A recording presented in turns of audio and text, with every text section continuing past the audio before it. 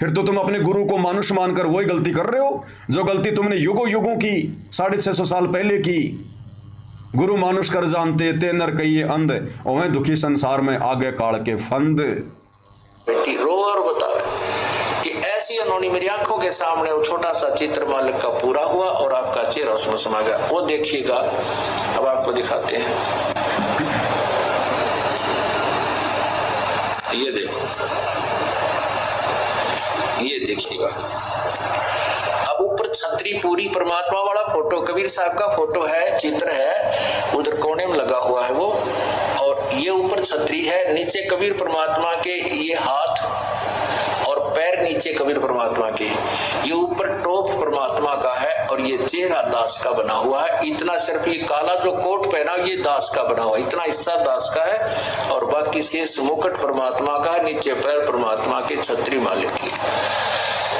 अब ये समझाने के लिए परमात्मा कहते हैं कि इस ब्रह्म मत पढ़ो, जो ये दास भेज रखा है इसको मेरा ही स्वरूप समझो। मम संत मुझे जान मेरा ही स्वरूपम। बोलो क्या कह रहे हैं गुरुदेव? ये समझाने के लिए कि इस ब्रह्म में मत पढ़ो।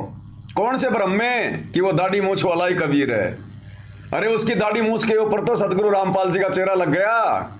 तो गुरुदेव कह रहे इस ब्रह्म में मत पड़े रहना कि वो दाढ़ी मूछ वाली फोटो ही कबीर है, तुम कहीं उसी को भगवान मान के पूछते रहो। चेहरा गुरुदेव का लग गया, इसका मतलब ये है रियल कबीर।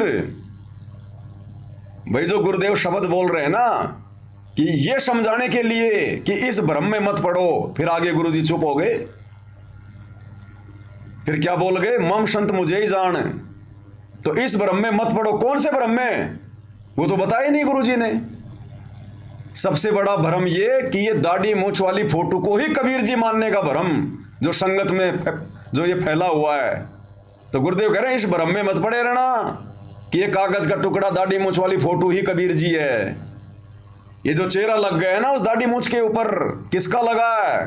गुरु का। तो समझ जाना फिर गुरु कौन है? स्वयं कबीर भगवान।